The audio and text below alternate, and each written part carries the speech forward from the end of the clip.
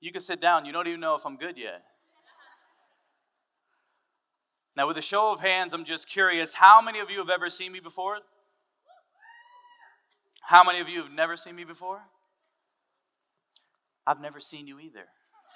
It's the first time for everything. Now, in order for you to get the most out of today, there's a few things that I need you to take note on so we can get the most out of today. I have 30 minutes. My shortest seminar is like 14 hours. So I need to go fast. Someone say fast. Now, no, you don't need to say that. Y'all are good. Now, the first thing that I want you to note before we even get into the content is that all learning is state-based. All learning is what? Now, what does that mean? Well, studies show that when you look at the brain and you sit there passively, you will retain about 0 to 10% of the information. Now, I know you didn't come all this way, trade your time and your energy for you to trade, or maybe get 10% of the information. So studies show that when you physically write things down with that hand your creator gave you, you can retain about 40 to 50% of the information. But we're gladiators in here, and gladiators are outstanding. Someone say outstanding. If you want to take your learning today to an outstanding level, we must keep our body in what we call a learning state. A learning what? Now, how we're going to do this is I'm going to tell you to say yes. I'm going to tell you to throw your hand up. I'm going to tell you to smack your neighbor. No, I'm just kidding. But I'm going to tell you to do these things not to be motivational rah-rah, but most importantly so you retain the information, because I can assure you there's something called the law of exposure. The law of what? Good. The law of exposure states, jot it down. The law of exposure states, the moment I'm exposed to information that can change the quality of my life, the moment I'm exposed to a greater way of serving, a greater way of selling, a greater way of healing, the moment I'm exposed, I can never be unexposed. Once I see it, I can't unsee it. So I'll give you an example. If I took this whole room on a private jet, none of you would ever want to fly Spirit again. True or false? True or false? Because I expose you to a higher standard of life. So with your permission, I'm going to give you some information that has the ability to change your life. Now, the next law that I want you to note is what we call the law of energy conservation. Now, what the law of energy conservation states is that energy cannot be created nor destroyed. It can only change form. How many of you heard that? Show of hands. Now let's break it down. How many of you would agree, as a human being, you are an energetic being? Yes or yes? Yes or yes? How many of you know someone that when they walk into the room, they drain all the energy out of the room? Point to them. And then how many of you know someone that when they walk or they hop into the room, they raise the vibration or raise the energy? Yes or yes? Oh, there you go. So ultimately, as gladiators and leaders, we must lead from the front. And I want you to understand this. You cannot be a low-energy individual and expect high-level results. Jot it down. Don't miss it. You cannot be a low-energy individual and expect high-level net worth, high-level relationships, high-level conversations. So if you're up for it, I'd love for you to jot down that high energy equals high income. Someone say high income. Someone say high income. Oh, there it is. Now, the reason why I'm going to push you and kick you with my non-existent leg is because the truth is, can I be direct with you? Someone say direct. And you know I love you. If you don't play full out in here, I know you fall short in other areas of your life. If you cannot play full out in this room, you probably fall short in relationships and families and business, because how you do one thing is typically how you do. So who's up for playing all out? Say yes. Outstanding. Now, for those that don't know me, is it okay if I just take a few minutes to share a little bit of what I got going on and why I look like this? If that's okay, say yes. I was going to do it anyway. Now, the first story real quickly was about 4 years ago. It was my dad's birthday. And I was living in Las Vegas at the time, and I get a FaceTime from my dad. I'm like, Dad, happy birthday. I love you so much. If there's anything I could do for you, don't hesitate to reach out. And I hung the phone up. And about 2 hours later, I get a FaceTime from my father.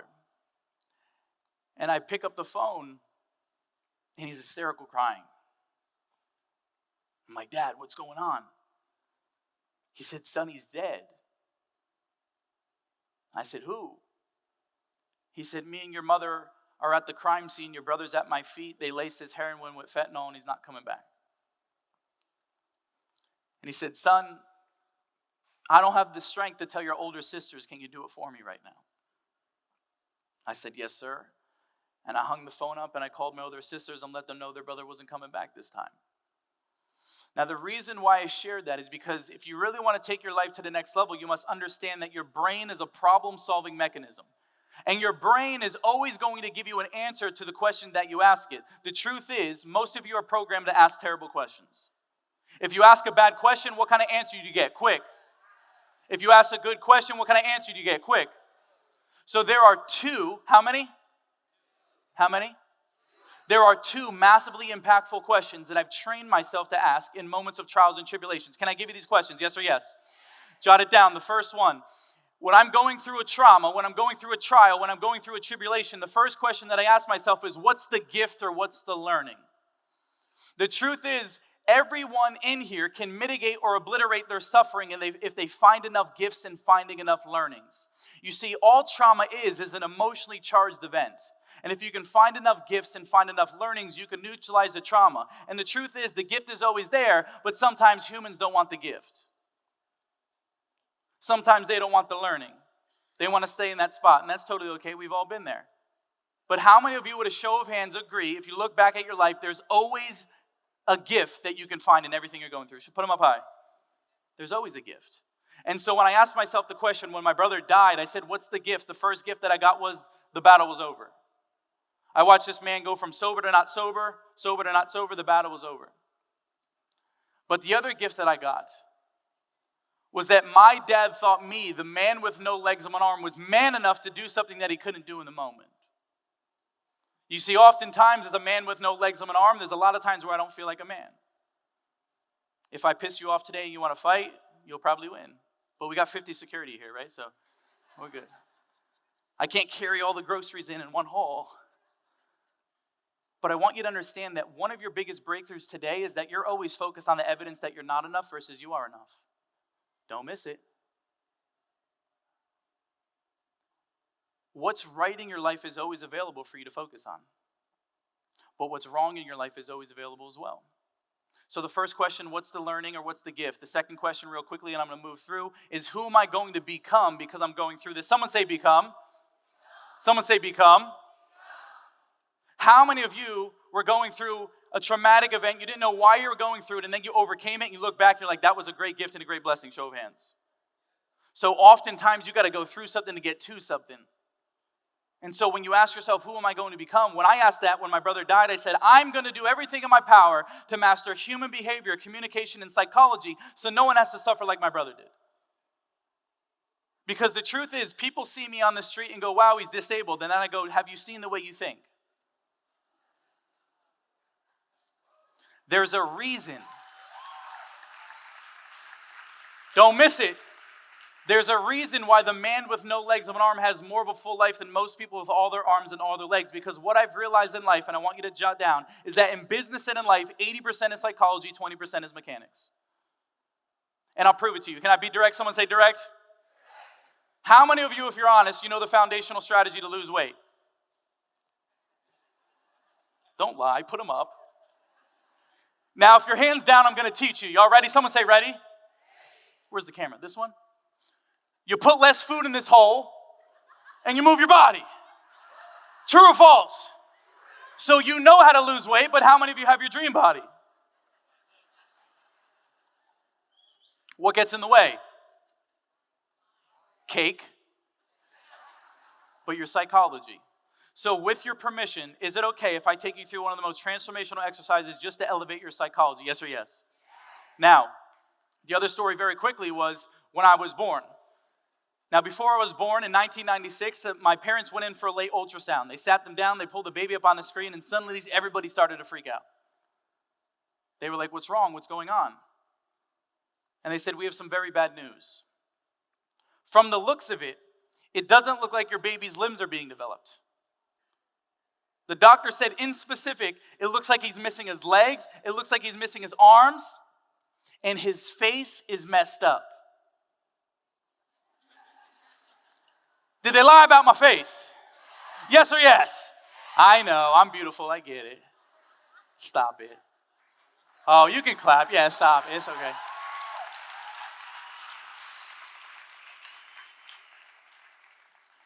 They said, your son has about a 30% chance to live.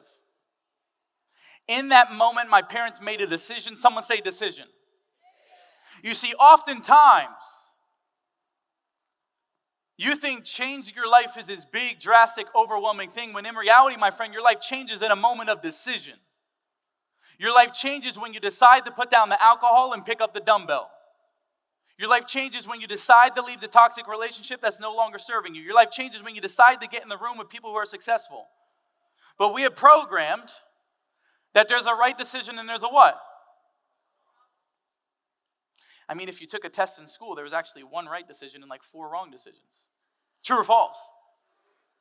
But what if I were to tell you that there is no right decision or no wrong decision? The only bad decision is not making a... Jot it down. Indecisiveness is poverty thinking. And so they made a decision. And the decision that my parents made was that they were going to focus on the 30% chance of me living versus the 70% chance of me dying. The reason being, jot it down, what I focus on, I get more of. Don't miss it. What I focus on, I get more of. What I focus on expands. But most importantly, what I focus on, I feel. And what I feel is my life. And what if what I feel is my life, that would mean that the quality of my life comes down to the quality of the emotions I feel on a day-to-day basis. And I'll prove it to you. How many of you, if you're honest, know people who have tons of money who are still pissed off and angry? Want to point to them? And then how many of you have ever been somewhere where you saw someone who had less than you and they were happier than you? True or false? You don't want the car, you want how the car is going to make you. So we're going to upgrade your emotions today. We're going to see where you live emotionally, because as leaders we must lead from the front, and life is too short to be pissed off and angry all the time. True or false? True or false? Now, before I get into the exercise, I want to give you one of the greatest lessons that I can give you. Now, I travel a lot. I've been grateful enough to speak all over the world, transform over 1 million people live from stage. Blessings. And this one specific moment, I was flying, and I was on Southwest Flight 244. Now, does anyone know what happens when you go to the airport in a wheelchair? Anyone? You get to skip the line, right? Focus on your strengths. And so they roll me up and I skip the line and they put me in the plane, and I'm the first person in the plane. And it was a 3-seater row, and I sat towards the window so 2 other people can have the best seats in the plane. And I remember the flight attendant saying, "Honey, this is going to be a full flight." I said, "No worries, I already got my seat." And the plane started filling in. The plane started filling in, and people are looking at me and then looking away, or, "Hey, look at that guy." And I started to feel inadequate. I started to feel insecure. I started to feel like I didn't fit in. How many of you in here have ever felt those emotions before? Show of hands. And I said, "Nick, you're the guy who teaches people this. Practice what you preach. You see, you can only use the tools when things don't go your way." So I said, "What's the gift? What's the meaning?" And my brain said this. My brain said, "Nick, you can cry all the way home. You can let this affect your day, your week, your month, that no one wants to sit next to you. Or you could celebrate the fact that you have the most leg room in this plane."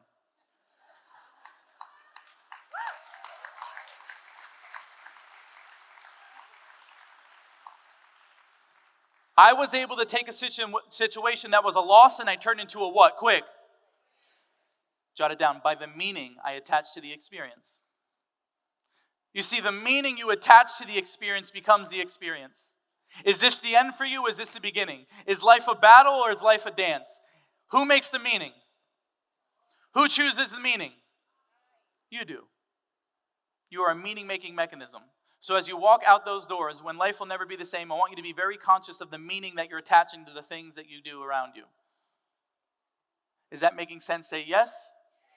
Now, what I'm going to do, because I've realized some of the greatest speakers and the greatest communicators don't give people answers. They ask great questions that lead them to their own answers. So all I'm going to do is I'm going to facilitate an exercise. The hardest work most humans won't do is think. Do I have your permission to take you deep very quickly? Yes or yes? Now, by the way, my mouth will be moving, words will be coming out of my mouth, but not everybody will receive their blessing here today. And guess what? That's okay, because I love you all. If you're ready, say yes. Music on. I'm going to ask the first question. And the first question that I'm going to ask you, I'm going to ask the same question, but I'm going to insert a different emotion. This is the part of the program where your brain goes, I got to pee. I got to take that call. My first question to you, think about this. In my life, how often do I experience the emotion of insecurity? Is it once a year? Once a month? Once a week? Once a day? Multiple times a day, all day?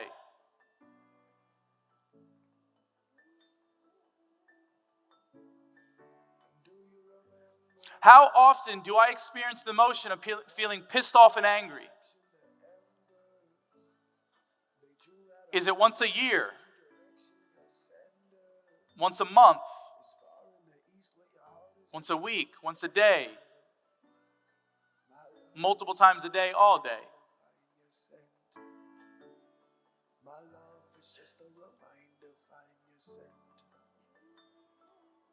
How often do I experience the emotion of maybe feeling insecure and inadequate? Not enough. Once a year. Once a month. Once a week. Once a day. All day. How often do I experience the emotion of anxiety and stress? You know the deal. Once a year? So once a month? Once a week? Once a day?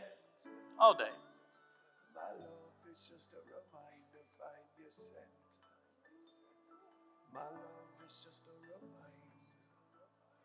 How many of you in here have identified a suffering emotion that you feel frequently? Show of hands. Put them up high.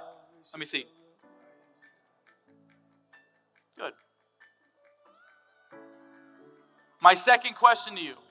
You see, humans will change for two reasons. How many reasons? Quick. Humans will either change for pain or they change for pleasure. But humans will always run away from pain faster than they run towards pleasure. You see, I am not a motivational speaker. I'm a transformational speaker. And if I'm going to help you get transformation today in a short amount of time, I need to help you get leverage. Someone say leverage. So my second question to you, based off that specific emotion that you feel frequently, who have you hurt because of that emotion? Take a second.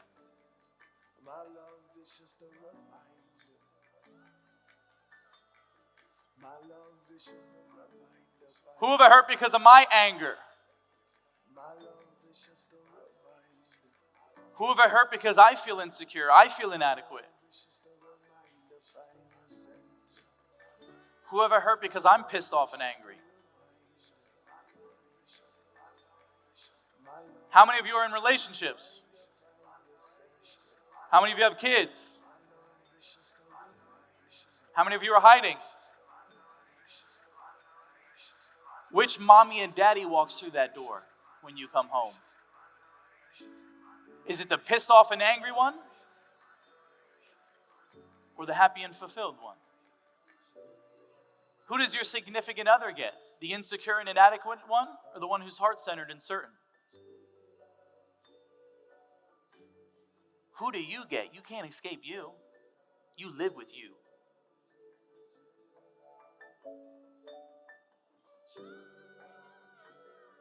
At this point, there may be some awareness in the room that we're not only hurting ourselves.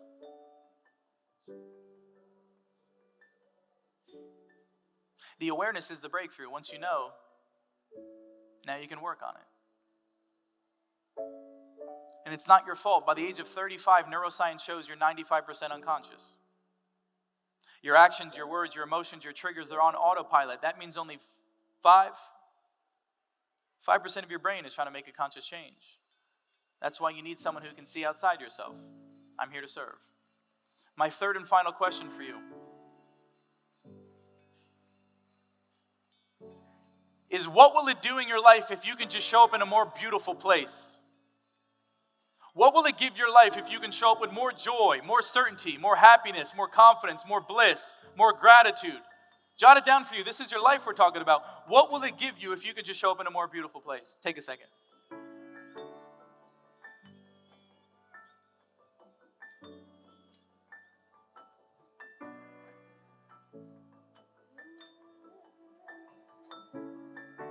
Do you remember when you looked in the water and saw Now, the reflection, the embers?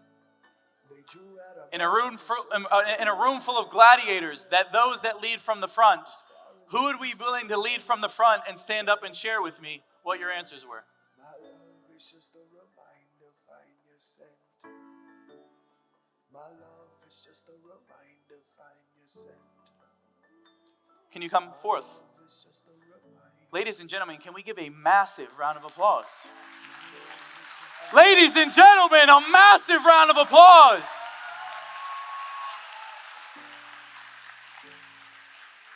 Take a seat. Take a seat. How are you? What's your name? It's Hanhart, ladies and gentlemen. Can we get a mic? Mic runner. You can take a seat. We're friends here. I'm short. We're both short. Good sprint. Good job. Thanks, Jam. Say hi to everybody. Hi, everyone.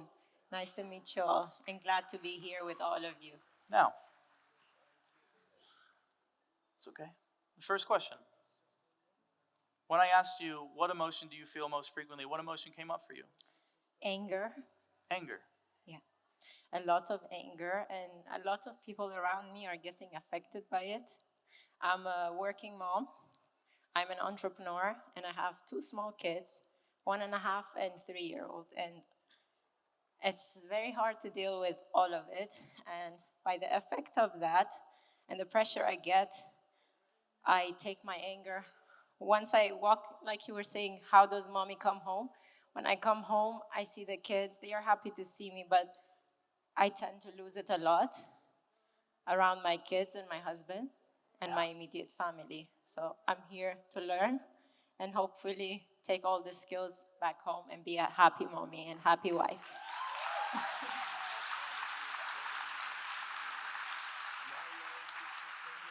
Now, how many of you, your emotion was anger as well? Put them up high. Free hugs for you all. But understand, you see the room, that you're not alone. Amazing to see you. You're not alone. And what's beautiful about you sharing is you're going to give people insight and breakthroughs because we are all mirrors for each other. We are all mirrors. What you don't like about me, you don't like it because it's in you. And what you love about me, you love it because it's in you as well. And so if you could, with anger, how does it show up and how do you hurt people? How do you hurt your family? What comes up for you? It's just that I think I don't take my time to think before talking, and it just comes out. And I don't mean to hurt them. I don't mean to sometimes shout. I'm guilty of shouting sometimes. But I just want to stay calmer. I try to meditate sometimes, but I feel like I need more skills to tackle these battles. What if I were to tell you that it's not a skill thing? What if I were to tell you that nothing's missing for you? What if I could tell you that I can see your heart right now? You don't look angry right now. And how you lead from the front, you're going to change your whole entire family. Do you think your kids speak before they think too?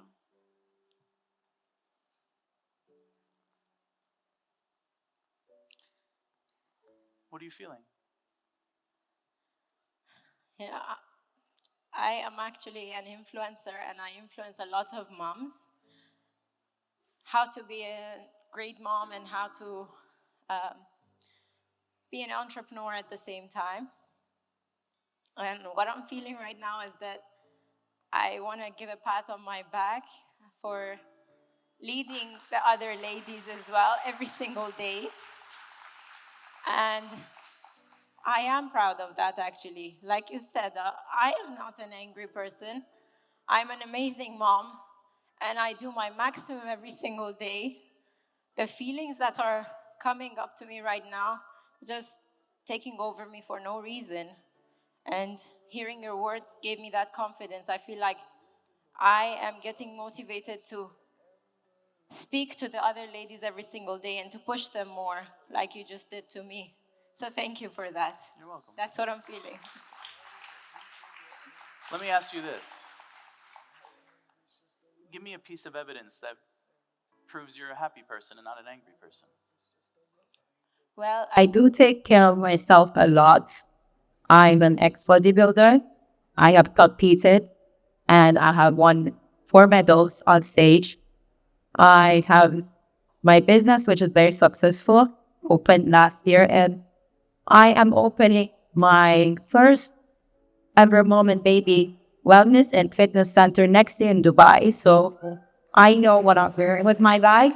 And I hope that I can help all these ladies. That is my piece of happiness. This is my piece of calmness in my mind.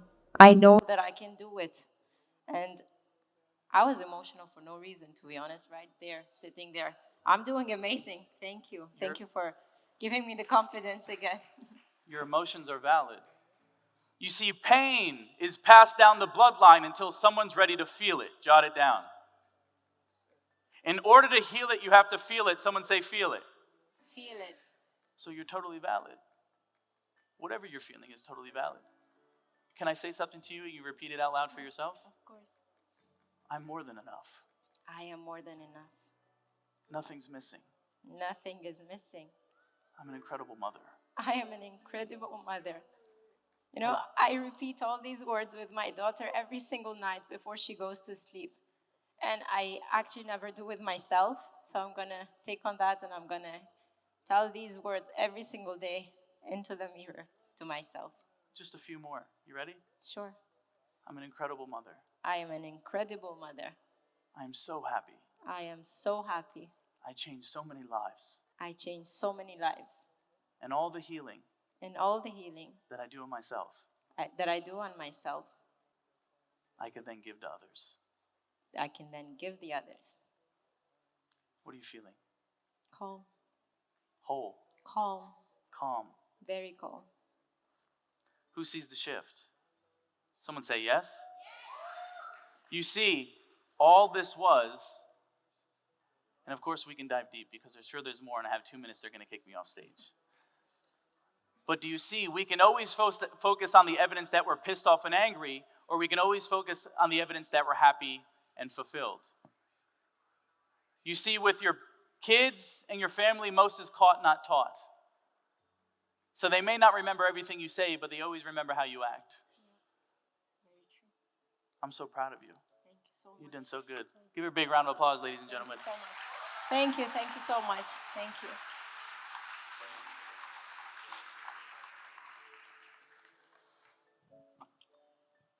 As a man with no legs and one arm, it could be so easy for me to focus on everything that's missing. True or false? But instead, I've trained my brain to focus on what I have and focus on what I'm right.